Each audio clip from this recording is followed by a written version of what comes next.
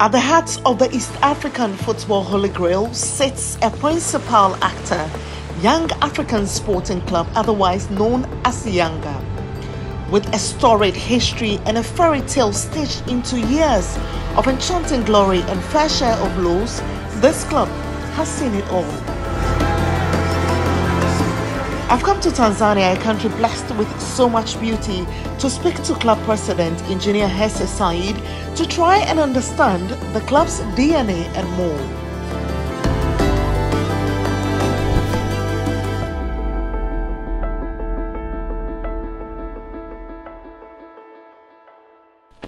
President, thank you very much for your time. Good to be in Tanzania to see the work you're doing with Yanga. Thank you so much. Are you enjoying? It's been great so far. Karibu Tanzania. Asante sana. Oh, perfect. You've done it well. You've done it very well. Thank you. Now, Sure. I would like us to start the conversation with your win against Simba. Congratulations for that win. Thank you so much. They are your biggest rivals, so it's very important with that one. For you as a club owner, do you see wins like that? What does it mean for you? Does it mean pride for the club, for you as a club owner as well? For us, this is the biggest win of the season. It's the biggest day. It's the biggest game of the season. And forget about the derby and the rivalry between us, but it's also a very important 3 points for us toward the end of the season, where we need to cement our position in number one and clinch a title of the NBC Premier League. So it was the most important game for the sake of results, but it's the most important game for the sake of fan base and supporters behind the club. And to be honest, if the results went the other way around, could have been very difficult in the last few games of the season. So it's a very important game for us, and we're very happy to get 3 points and play well. And you're almost there with the league, getting to defend your title once again. Yeah, we're almost there. We still have 8 games. Anything can happen, but it's the most important win because, fighting against number 2 or number 3, it's the most important thing if we can take points from them. And then the rest will be, yes, the other 3 points, which are very important for the other teams as well. But for us, beating your rival, it's the most important thing. Moving away from the league, let's get a bit back to the Champions League exit.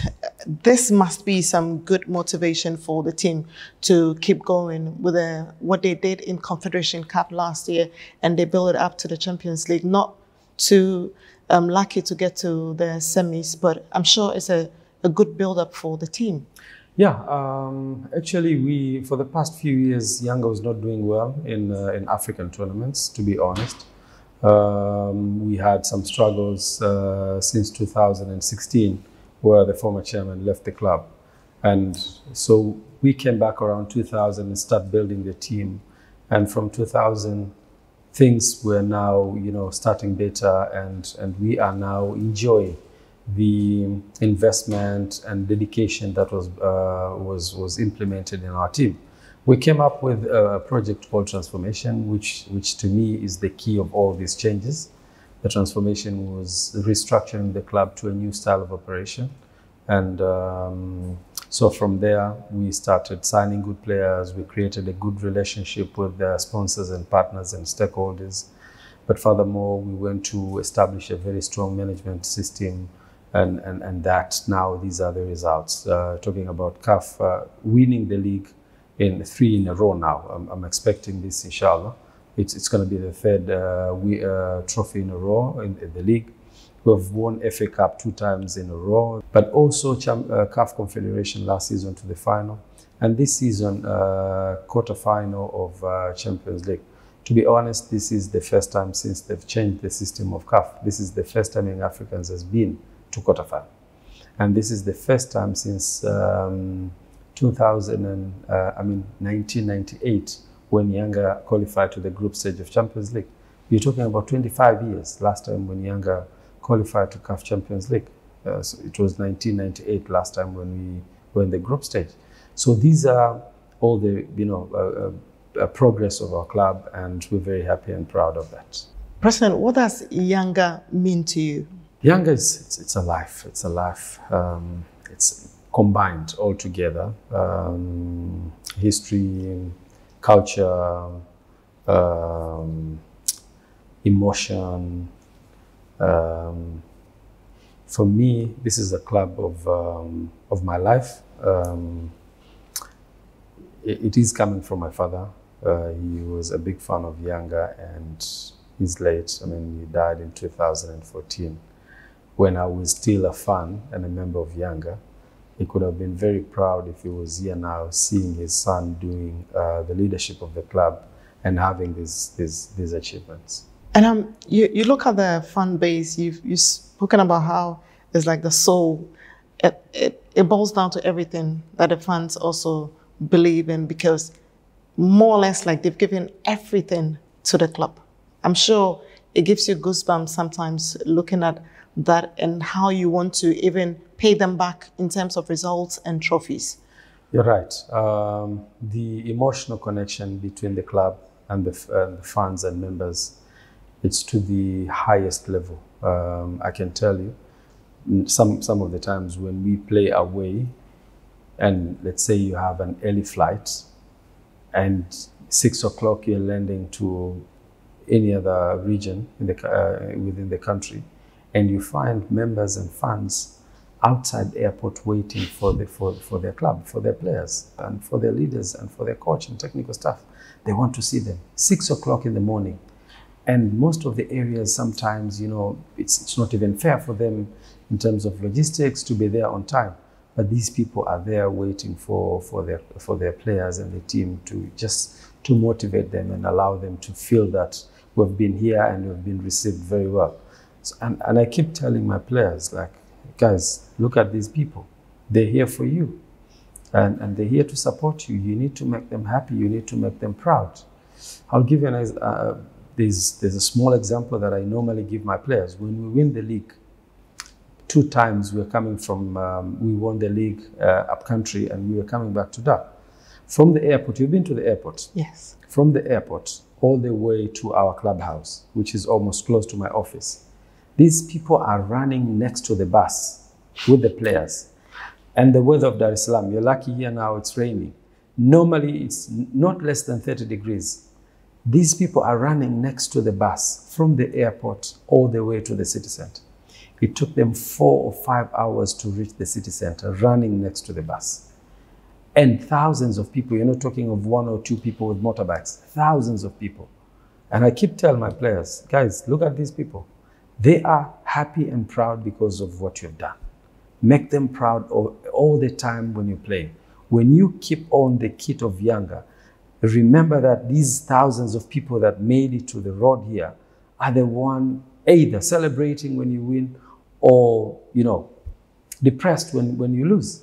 Make them proud. When you play for Yanga, you're playing for millions of people behind you. And this gives them encouragement and you know, power to fight for the team. And I can tell you, one of the strongest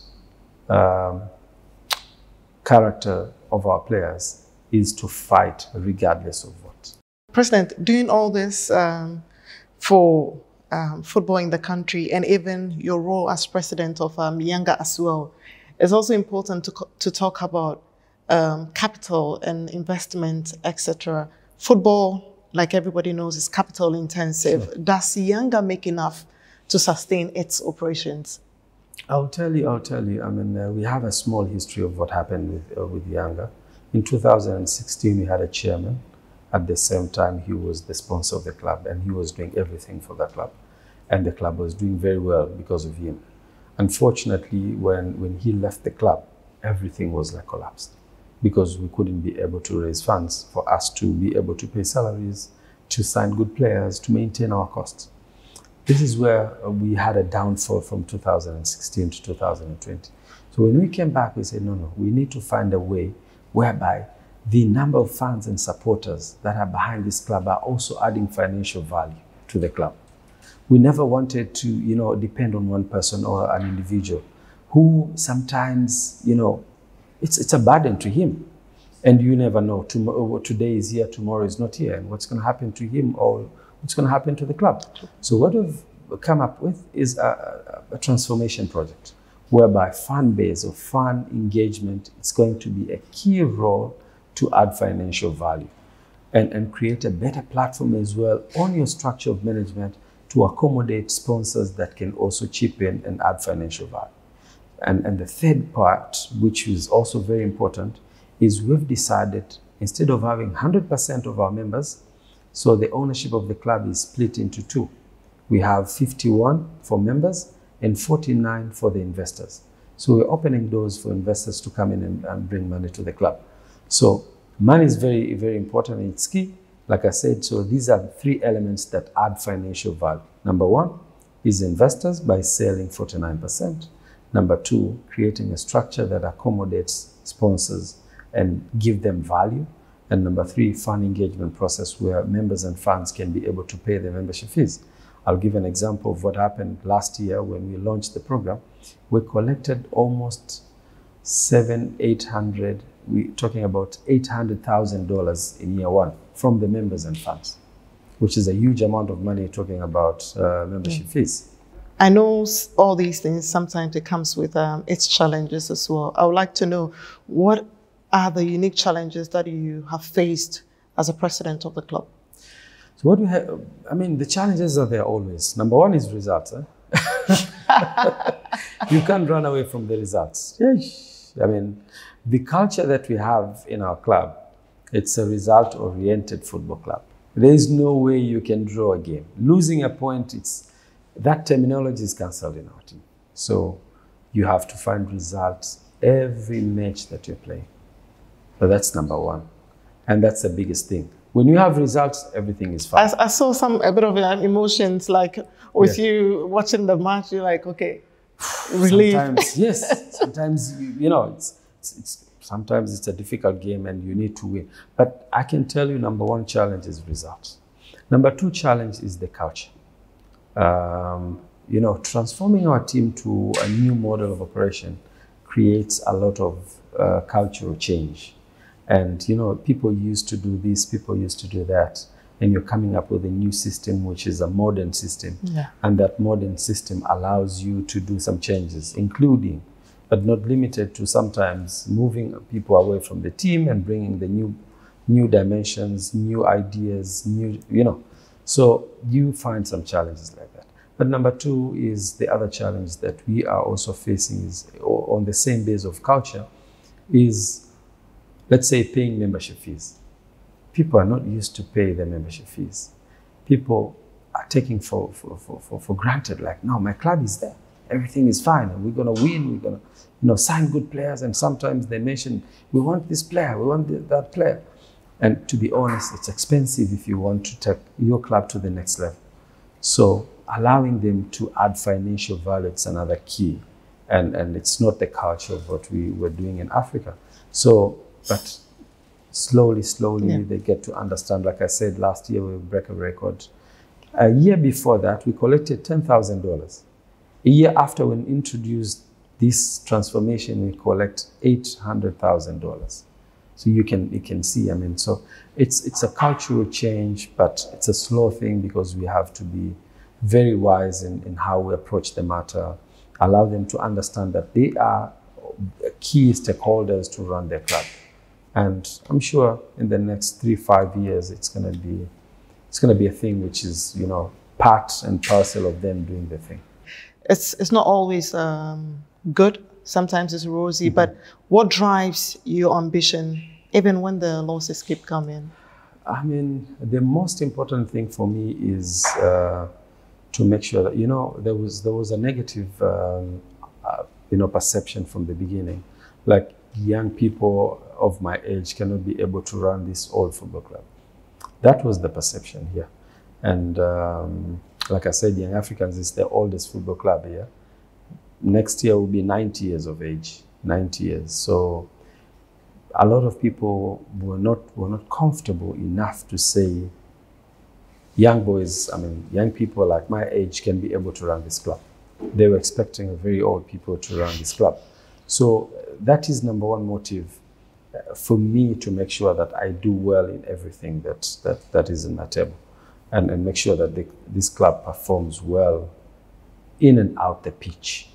We have ideas, especially the new generation of our age, whereby fan engagement, it's key, social media, it's key, stakeholders relationship is key, giving goals and make sure that you push for results is key, and results as well. So motive behind is to make sure that we kill that idea or ideology of saying young people cannot run football. It's only old people that can run the thing. Any important learnings that maybe you've had to learn the hard way? Just like you said, you've killed that motive of young people cannot run football, which you're running it and running it even better. Any important learnings on this journey? Passion. Nothing else. You have to have that. That's number one. And you know, sometimes you're facing a lot of challenges within the institution, and you can start mentioning that I'm facing this challenge. Sometimes you are facing issues with your players, facing issues with your fans, facing issues with your sponsors. But the only thing that will be able to sort that matter is to be calm and make sure that you resolve these matters in a very good way and move away from that and find a permanent solution. And how do you find the balance between the passion you spoke about for football and that of your other interest as also a businessman? How do you find the balance? The balance has to be there because when you are running an institution, number one is your institution has to come forward. That's number one. The interest of the institution must supersede everything. I mean, today I'm here, tomorrow I'm not here. What I've done to the club has to remain as an icon for myself. My interest will come later, after the interest of the institution. How? Like I said, when I'm here, the institution has to come forward because that's the institution's interest caters the entire country's interest. My personal interest, it's a very small thing compared to the rest of the thing. So let's say I have this player that I feel is better for the club and has a good relationship with me. And I have this player that the club needs him, but it doesn't have what I need from him. So I have to wait. Personal, put it aside, institution forward. Because he is going to help the institution, it's not going to help myself. So you have to be able to balance the thing, and the institution has to come forward. What is the next generation of Yanga looking like for you? I'm going to give you a small part of our history. Young Africans was, so here in the country where during the colonial period, we had like 3 levels. The level 1, which is high end, is British people, the white people. And a middle level where we have, Arabs, Indians, Somalis. And then the third was African, the native. So we structure it in football. We had Queen United, which is a football club based here, owned by white people. And then we had Cosmopolitan. It's another football club, which was owned by these second-class people. And then Young Africans, a third-class people, which was a native. And during that colonial period, Young Africans was established on a base of bringing Africans together, especially Tanzanians, allow them to look for an opportunity to fight for independence. So Young Africans has a very strong connection between the club itself and the independence of the country. And the leaders, including the father of this nation, Mwalimu Julius Kambarage Nyerere, used Young Africans, him being a member of Young Africans, he used Young Africans under that umbrella of sports to create leadership and strengthen their leadership towards the fight for independence. For me, this is the club of the country. It's not hard to tell how Tanzanians love their football. Do you think that the full potential of the sport has been realized in this country? We're very happy now. We have a president who is a big fan of sports, and she wants to take us to the next level. I can tell you she has dedicated a lot of resources to make sure that football cherish in our country and prosper. She has signed a contract of a new stadium, which is $100 million plus, which will be built in Arusha a few weeks ago. She has dedicated a renovation of the major stadium near Benjamin Mkapa, hundreds of millions. She has dedicated another project that to be established in Dodoma. She has also applied for AFCON 2027, and the bid between Tanzania, Kenya, and Uganda was successful. The Umoja bid that will host 2027 AFCON. That means there's a lot of injections from the government. So I see the right direction of our leadership, and we are on the safe hands. I was going to ask you that if the country has projected its passion for football enough on the region and even the continent at large. I mean, the country, you're talking about the government. They've started doing it, and a lot of dedication, and the leadership has shown us that they want to take us to the next level. In terms of the current infrastructure, no, we haven't moved to that level of where we're supposed to be. And based on this, the project that I've mentioned, we are heading to that direction. In terms of fan base, we are #1 fan base of football, whether it's supporting our local, internationally as well. There's a big support of the clubs in Africa. There's a big support of club in Europe as well. But soccer is here, and we see the right direction. And you'll start with CHAN, like you mentioned this year. What are the opportunities that you see bringing to the country? There's a lot of opportunities. I mean, #1 is tourism. Tanzania I can say, is one of the blessed countries in Africa. It has been blessed with everything. We have the biggest mountain in Africa, Mount Kilimanjaro. I mean, the second biggest mountain in the world you're talking about. And you are talking about that mountain which has snow. We never have snow in Africa, and we do have it in Kilimanjaro. And people doesn't know about that. We have the Ngorongoro crater, which is the wonder of the world. I've been to that place. It's amazing. You have a place it's a crater whereby plenty of animals are living there together. There's a family. With all the big five, you find them in Ngorongoro crater. We have Serengeti National Park. So there's a lot of tourism in the country, a lot of opportunities in tourism. But furthermore, we do have mines. Tanzania has gold, has diamond, has Tanzanite, which is the only thing that's available in the world. It's Tanzanite, which is here in Tanzania. You can't find it anywhere else. So in terms of tourism, in terms of investment, in terms of opportunities, this is the biggest country. We have the island of Zanzibar. Talking about tourism, it's a destination of the continent. But saying that, when we host the AFCON, we will be able to showcase our potential as a country. We will be able to show what we have as a country. And I'm telling you, when you come here, like you now, you must come back. There's no way you can leave here and say, no, I'm not going to come back to Tanzania. We have everything that makes you feel at home. The welcomingness of our people. They're very kind. They're very nice to one another. The weather is good.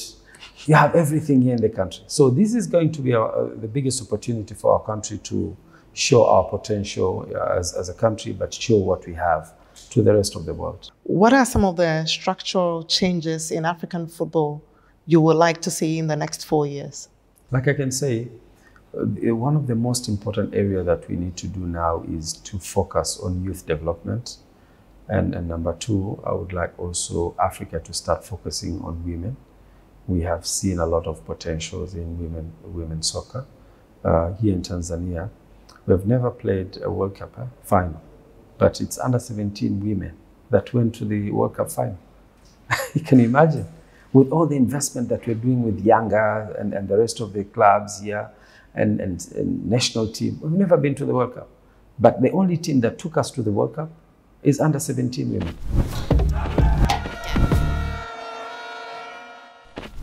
you being chairman of the African Club Association, what future do you see with that? Is it sustainable? Yeah, I mean, ACA is one of the very best initiative from the president of CAF, Dr. Patrice Motsepe. He's coming from a background of a football club ownership and leadership under Mamelodi Sundowns. And when he became a president of CAF, he said, I have never seen a voice of clubs in CAF board, the CAF executive committee. And, so he said, no, let's find a way that this club can also have a voice. But before that, I want this club to sit together, analyze the issues, find solution, create a better platform for the clubs, help one another, and finally be able to make their own decisions. But at the same time, I want a chairman of that to be a member of CAF Executive Committee, which to me is the best thing that happened to the football clubs in Africa. And I take this opportunity to appreciate the effort of Dr. Motsepe. By doing that, he's pulling together the resources of football clubs in Africa together, but at the same time, allow the clubs in Africa to have a voice in the CAF highest decision making body. And if you don't have that in your CAF, how can you run football in the continent? Talking about all the players who are participating in any of the CAF tournaments, they're coming from the clubs. Why are you keeping them away? So I take this opportunity to appreciate the effort of the President Motsepe and his executive committee to be able to understand that and be able to approve the process. So now the ACA is under a process of registration. It's gonna be a process that goes slowly but surely to make sure that we, as ACA, start in a very good direction and allow us to come together and sort out our issues. Okay. At the same time, help one another, because there's some of the clubs, they have issues, smaller issues of administration, knowledge, systems in place, so we can be able to come together and sort out our issues, but at the same time, have a voice in the CAF Executive Committee. I was going to ask if it has been embraced widely by members. There's a lot of knowledge needs to be done. Okay.